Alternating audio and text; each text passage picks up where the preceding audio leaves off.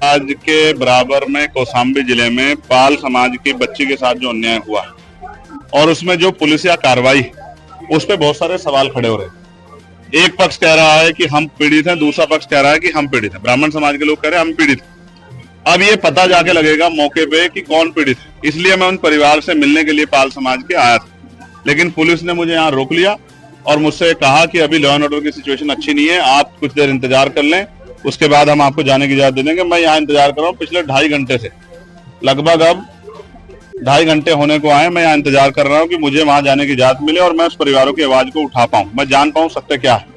इसी तरह करछना में जो अन्याय हुआ कि एक शेड्यूल कास्ट के व्यक्ति को जला के मार दिया, उस परिवार को न्याय मिले, उस परिवार के साथ जो डर भय का माहौल खत्म हो, उसके लिए मैं यहाँ हूँ। लेकिन अभी तक पुलिस ने कोई ठोस जवाब दिया। मैं कुछ देर और इंतजार करूंगा। अगर पुलिस ने जो वादा किया है कि हम आपको जाने देंगे या परिवार से मिलाएंगे, अगर पुलिस पे खरी उतरती तो फिर मैं पूछ करूंगा, कौशाम्बी भी जाऊंगा और करछना थाने वाले परिवार से जाकर उनसे मिलूंगा, उनकी न्याय की लड़ाई को मजबूत करूंगा। आप धरने पे भी बैठे हैं, क्या कारण है? मैं इसीलिए बैठा हूं कि क्या उत्तर प्रदेश में कानून व्यवस्था इतनी कमजोर हो गई है कि एक सांसद अपने परिवार से नहीं मिल सकता है?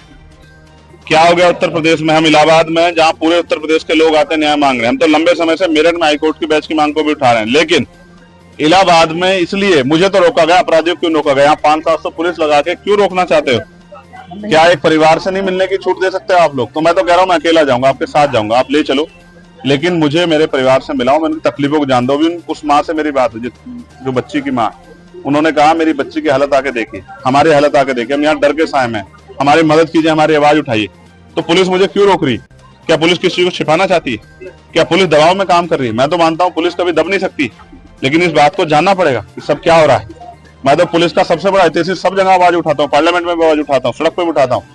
उनकी 8 घंटे की ड्यूटी हो, उनको न्याय मिले, उनको जो वेतन विसंगतियां वो दूर हो, उनके साथ जो है जो बॉर्डर स्कीम है वो खत्म हो। लेकिन क्या आज पुलिस मुझे रोक के जो है क्या कानून का हनन नहीं कर रही, संवैधानिक जो अधिकार है उनका हनन नहीं कर रही? इसका जवाब भी देना चाहिए। और मैं मीडिया से कहूंगा कि पुलिस से पूछे कि वो मुझे क्यों रोक के बैठे। धन्यवाद। थोड़ी देर पहले लाइव आए थे, आपने हाउस अरेस्ट की बात भी कही और सरकार ने भी कहा, क्या कुछ? उसी के बाद मुझे बाहर आके बैठना पड़ा, इसलिए लाइव आया कि मुझे जाना था कहाँ और मुझे लेके कहाँ गए।